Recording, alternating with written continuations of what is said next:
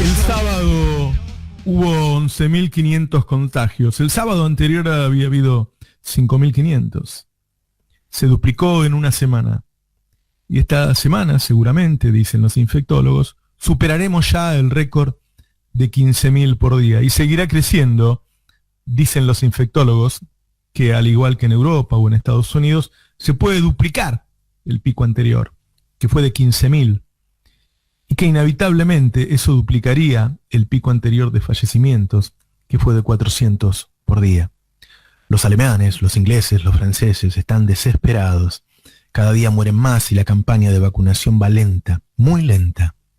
En Estados Unidos mueren 5.000 personas por día. En Los Ángeles no tienen dónde poner los cadáveres. Como la otra vez, el norte nos anticipa el futuro.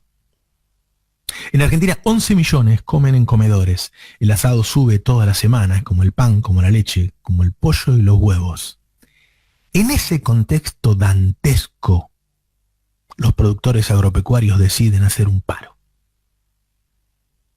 para defender sus privilegios. Según una investigación de Cristian Carrillo en base a la revista del sector, Márgenes Agropecuarios, los productores de maíz ganaron este año un 74% más en dólares que el año pasado. La oligarquía agropecuaria nacional se empoderó con Macri y ahora se sienten dueños del país. La soja, el maíz, el trigo siguen subiendo todos los días en el mercado de Chicago. Con una tasa de interés tan baja en el mundo, seguirá subiendo y superará los precios de 2008. Y con esa suba, se incrementarán los precios del pan, la leche, la carne. En Argentina se producen alimentos para 600 millones de personas y 11 millones no pueden comer. Así de injusto es. El precio se decide bien lejos de aquí, en Chicago, y cotiza en dólares, aunque las pasturas sean argentas. Lo que nos pasa no es porque 3.000 productores lo decidan, es por lo que no hace el resto.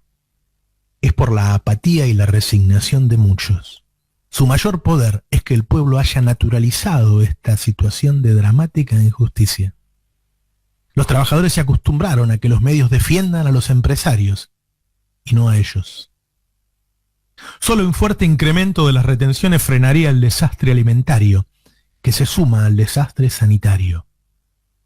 Repito, solo un fuerte incremento de las retenciones agropecuarias frenaría el desastre alimentario, que se suma al desastre sanitario. Pero el gobierno decidió frenar las exportaciones, una medida que va a contramano del resto, porque el gobierno necesita dólares. Claramente la medida era subir las retenciones. Hoy, ante la amenaza del paro, el gobierno dio marcha atrás. La respuesta del campo hasta ahora es mantener el paro. Ahora ya logramos el peor resultado, asado caro y paro. El gobierno de Alberto es progresista y tomó innumerables medidas que lo demuestran. El crecimiento de la industria de estos días está relacionado con la baja de la tasa de interés y el cierre de importaciones que decidió Alberto. La semana pasada eliminó retenciones a economías regionales y benefició a miles de trabajadores. Alberto. Los medicamentos gratis son de Alberto. El congelamiento de tarifas es de Alberto. El gobierno de Alberto tiene un rumbo antagónico con el de Macri. Ahora, el de Macri era duro, rotundo, explícito, contundente. El de Alberto, sigiloso. Claramente el gobierno de Alberto es progresista, pero la estrategia es no decirlo, esconderlo. No armar un relato, una narración política imprescindible que permita dotar de una identidad al gobierno y principalmente al presidente. No hay narración, no hay relato, no se arma ese personaje presidente que entonces se empodere y puede tomar decisiones a la altura de un presidente. Yo entiendo, lo hace para que no se le vaya a la clase media, a la que no le gustan esas cosas. El tema es si a mediano plazo se puede quedar bien con todos. La crueldad del reclamo del campo habla de la intensidad con la que se está dando la lucha de clases. Una lucha que claramente están ganando los ricos y que suma un odio de clase de los ricos a los pobres. En esa tensión insoportable, con el pueblo comiendo en comedores y con el COVID matándonos, hay una asimetría cada vez más grande entre los golpes de unos y el poner la mejilla del otro. La marcha atrás de hoy del gobierno y la respuesta negativa del campo lo deja mal parado, como una nota de Van der Kooi en Clarín. No solo por ese título de yo no vine a hacer la revolución, que uno no sabe qué fue respuesta a qué, pero sí porque luego de tanto maltrato de Clarín al presidente, inmerecido por otro lado, el presidente los invita a Olivos y lo maltratan de nuevo. El gobierno, tarde o temprano, tendrá que enfrentarse a algunos. Clarín y el campo seguro. Yo comprendo absolutamente que el plan inicial era otro. Que el plan del peronismo era sobrevivir. Pero llegó la pandemia y no estamos sobreviviendo. Estamos sobremuriendo. Buenos días, esto es Navarro 2023. Estoy buscando un buen tono. Esta marcha atrás del gobierno en el cierre total de exportaciones de maíz, a ver, fue así la cosa. El gobierno decide cerrar las exportaciones de maíz para que quede más maíz acá en Argentina, porque lo necesitaban para el engorde del ganado vacuno, para los pollos, bueno, a partir de eso, como todos entienden, para la carne, para la leche, para el huevo. Y nos dice inmediatamente, me dice a mí, pero le dice a los demás diarios también, lo hacemos para negociar. Cosa que en general cuando uno pega para negociar no tiene que contarlo, pero bueno, ponele. Y el campo redobla la apuesta y dice, bueno, te vamos a hacer un paro, te vamos a parar los camiones, te vamos a cortar la ruta. Y el gobierno dice, bueno, entonces si me vas a hacer todo eso, yo doy marcha atrás. Y te dejo exportar aunque sea 30.000 kilos por día. Y el campo dice, bueno, pero yo la medida te la mantengo igual. Con lo cual, vos tenés los dos efectos, ¿no? El asado caro, porque ahora no hay ninguna razón para que baje, y el paro. O sea, te comiste las dos cosas. Así que por ahora me resulta... No sé por qué tomaron la medida ayer. No sé, ni siquiera era buena la medida negociando que te levantaran el paro. Porque vos la medida no la tomaste para que te levantaran el paro. La tomaste para que vendieran maíz barato para que la carne no cueste 800 pesos. ¿Se entiende? Sí. La verdad que en el fondo, y ahí obviamente todas las opiniones son válidas, yo te doy la mía. A mí me parece que lo que hay que hacer es subir las retenciones y ya.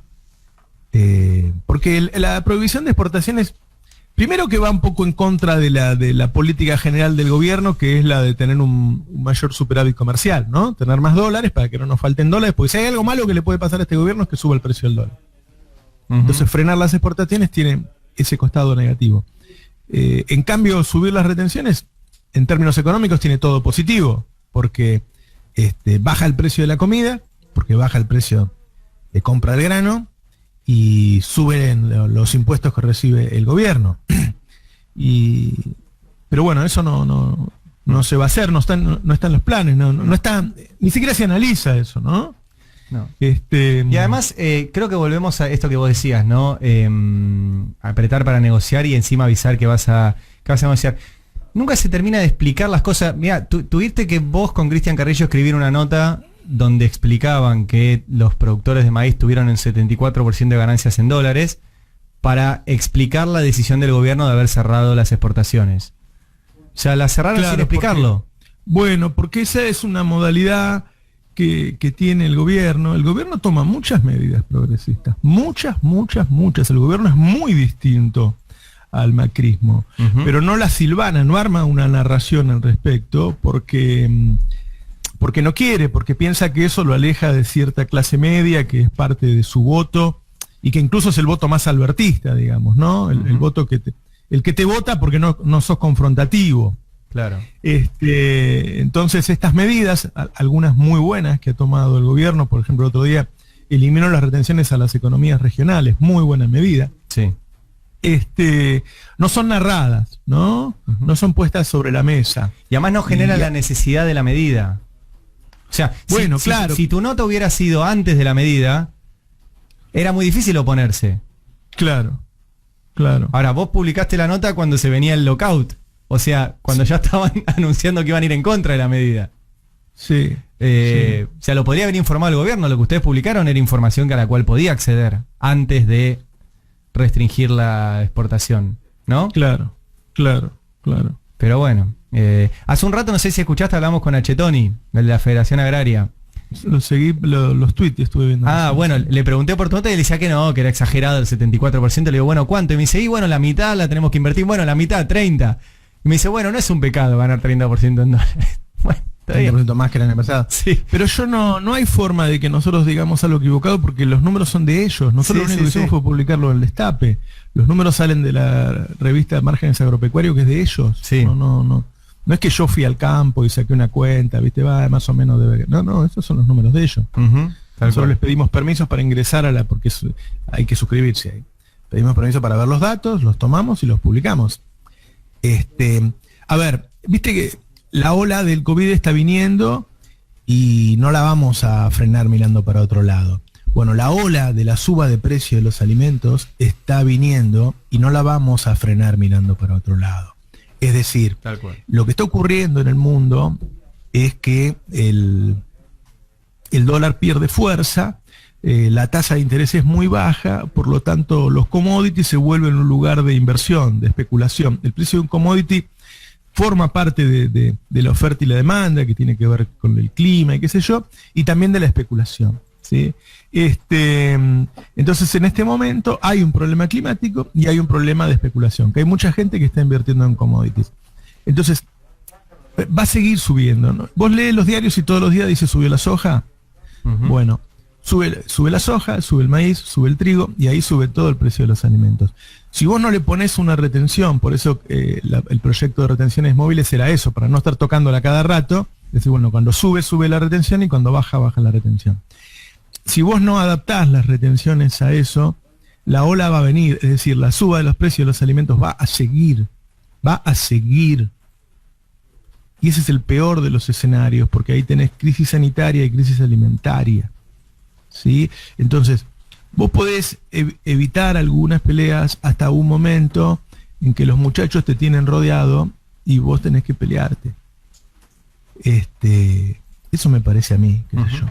Sí, me parece que no veo ninguna razón para que se frene el aumento de precios de los alimentos, porque leo todos los días que el precio de Chicago sube. Y esa es otra injusticia que hemos naturalizado, ¿no? La gente por ahí no lo sabe, pero el precio del pan y de la leche que compra todos los días se decide en Chicago. Hay un mercado en Chicago donde cotizan todos los commodities en dólares, por supuesto. Entonces, vos comés una vaca que está acá en Argentina comiendo pasto argentino después para el engorde una mezcla que contiene gran cantidad de maíz argentino, trabajado con mano de obra argentina, en gran parte con maquinaria agrícola argentina, que luego se traslada en rutas argentinas y va a un puerto argentino, pero el precio cotiza en dólares en Chicago. Y eso se ha vuelto una certeza indiscutible. Es decir, el que discute eso está loco, es un comunista, un populista. ¿Te dicen es así? Claro. Ahora nosotros, vos sabés que yo en 2001, cuando había mucha gente con hambre, hice una investigación, tuve 2 meses investigando, porque producimos muchos alimentos en Argentina. En Argentina hay pesca, hay de todo. Y en ese momento lo trabajé con ingenieros en alimentos, con nutricionistas, me dio que producíamos alimentos para 300 millones de personas. Después la hice unos años después, en 2007 o 2008 por ahí, y me dio que producíamos para 450 millones. Hoy producimos alimentos para 600 millones y no podemos alimentar a 44. Entonces, que nosotros hayamos naturalizado esa injusticia, es un problema de todos, ¿no? Es un problema de todos. ¿Por qué lo aceptamos? Porque hay parte de la sociedad que dice, bueno, el campo es de ellos y cobran lo que quieren. Ahí tenés un tema muy grande, ¿no? Sí. Qué sé yo. ¿Lo viste el reportaje que le dio el presidente a Van der Kooi? ¿Fue un reportaje eso? Fue raro. Es una suerte de off. Es factible, loco. Yo trato conociendo a los actores, es factible que Van der Kooi le haya pedido un off Lo raro es que fue con el fotógrafo, porque a los off no se va con fotógrafo. Claro. Salvo que esa foto la tuvieran guardado, que lo agarraron en algún momento rascándose la oreja a Alberto. Y después lo publica, qué sé yo, como un reportaje indirecto o como un off con un permitido, no sé, es una cosa rara. Pero la verdad es que, como decía Graciana en Twitter, lo que hace Vanderkoy no es poner lo que dijo Alberto, es opinar sobre lo que dijo Alberto, que a nosotros no nos lo muestra. ¿Sí? Esa frase que Alberto dijo, yo no quiero hacer una revolución, yo no sé, capaz que, viste, se estaban saludando al final y se le saltó el zapato, qué sé yo, Vanderkoy lo pone de tal manera que no hay pregunta. Entonces yo no sé lo que dijo el presidente, sinceramente. Tiene que ver con lo que él históricamente dice, que él es un reformista y no un revolucionario, sí, tiene que ver. Pero yo no sé, porque hay algunas medidas que toma Alberto que hoy son revolucionarias. ¿Qué sé yo? ¿Viste? Medicamentos para todos en el mundo hoy es revolucionario. Yo le pregunté a un comunista francés, estando en Francia, qué era ser comunista en Francia, y el tipo me dijo, bueno, acá tenemos un proyecto para que cada francés, por el solo hecho de ser francés, tenga una asignación. Digo, ya le llamamos asignación universal por hijo. O sea, el comunismo para ellos es eso. Entonces, las palabras se van resignificando, ¿no? Hay cosas que si vos las haces hoy son revolucionarias. ¿Por qué no? ¿Y por qué le pusimos una carga negativa a esa palabra? Sí. Sí. ¿Qué sé yo? Sí. ¿No? Hoy la revolución significa otra cosa. Pero de todas maneras lo que yo veo es que Clarín lo maltrata, Alberto lo invita a desayunar y Clarín lo maltrata de nuevo. Sí, de hecho medio que lo sobra, le dice, se piensa que hacemos el diario para él. Claro, ¿por qué no puede criticarlos el presidente? ¿Por qué no puede criticarlos? ¿No? Tiene derecho, ¿por qué? Además de que dicen cualquier cosa, quieren que se quede callado. No sé, tiene que ver una cosa con la otra. Tiene que ver el maíz con Clarín, ¿no? Y sí. Sí, son las dos cosas. Son los dueños de Expoagro, entre otras cosas, en Clarín. Claro. O sea, una cosa tiene que ver con la otra. No sé, son apuestas. Por ahí un día el presidente te dice, bueno, viste que yo tenía razón. Hay una apuesta a ir en puntas de pie, tomando medidas progresistas y escondiéndolas. No sé, ahora lo que yo veo es una ola de COVID y una ola de suba de precio de alimentos. En una situación muy precaria de la población, muy precaria. A propósito del tema del campo, qué raro fue todo. Bueno, vos comentabas con Ari. A mí me mandaron a las 005 de hoy el comunicado desde el Ministerio de Agricultura hablando de un acuerdo, ¿no? Se ve que estuvieron tratando el fin de semana. El acuerdo había sido supuestamente en la reunión, ¿no?, que tuvo las entidades con el Ministerio de Agricultura. Pero se ve que estuvieron todo el fin de semana tratando de que se levantara la medida infructuosamente, ¿no? Y hoy a 5 minutos de iniciado la jornada, de iniciado el paro, el gobierno difunde este comunicado oficial. Oficialmente no querían decir nada, ¿no? Era todo extraoficial de este supuesto acuerdo alcanzado, que no es tal, porque no sé, el gobierno dice una cosa y las entidades están diciendo otra, ¿no? Ahora que dice que... Por lo pronto no han levantado el paro aún, claro, ¿no? por eso. Y tuvieron... De todas maneras, a ver, el acuerdo no era solo para que levanten el paro. El acuerdo es tener maíz a precio racional para vender a los tambos, al vacuno para engorde, a la granja de pollos, eso, ¿no? Pero bueno, ya estamos en comunicación. Ahora... Pongamos una hora de pesca y rinconeta, hagan malabares, tiren para arriba, qué sé yo, porque con todo este principio... Sí, claro, no hay que levantar todo esto. Este cuadro... Lo que pasa es que, en serio, uno pone, viste, nosotros está lleno de humoristas, la radio, le ponemos música, todo, pero la única verdad es la realidad, decía el general, ¿no? No hay muchas cosas distintas a esto que está pasando. O sea, este es el hombre que representa a la Cámara de Carnicerías y te sigue diciendo que la carne va a seguir subiendo, qué sé yo. Sí. No, que aparte tocó el piso ¿no? De consumo desde, creo que hace un siglo que no era tan bajo el consumo de carne en Argentina, que sabemos que siempre ha sido la principal proteína, ¿no? Que consumimos. Sí, porque en realidad a la macro le sirve que no comamos carne, porque se exporta y genera dólares. Claro. Bueno, ¿te acordás? Por eso hay muchos que dicen, bueno, que los argentinos se acostumbren a comer otra cosa, che. Bueno, ¿se acuerdan yo creo que era 2009, 2010 por ahí, que uno era un miembro de la sociedad de Angeli rural? El que dijo, el que quiere lomo, que lo pague $100, ¿no? No, esto era otro, no era de Angeli, pero decía, ¿acaso los italianos compran Ferrari? Dice, todos los italianos compran... No, Italia exporta Ferraris. Y eso es normal, nadie pretende que... Entonces él decía, che, ¿por qué el lomo? ¿Por qué los argentinos... El lomo es una Ferrari. Claro, el lomo es una Ferrari. A mí me pareció muy honesto, es una declaración de principio. La verdad, cuando nuestra derecha deja de hablar de República y Coso y empieza a hablar de esto, decir, che, ustedes, negro bola, no merecen comer lomo. Pero yo quería un bondiopan y ahora la bondiola también está incomprable. Sí, pero nosotros queremos un asado nomás. Claro. No, ni siquiera lomo. Vos sabés que a mí el lomo no me llama la atención. Pero bueno, ahí está el tema, hay tensiones muy grandes, ¿no? Pensar que cuando empezó la pandemia decían, bueno, ahora se viene un mundo más justo. Sí. Bueno, la próxima. Pues la próxima pandemia.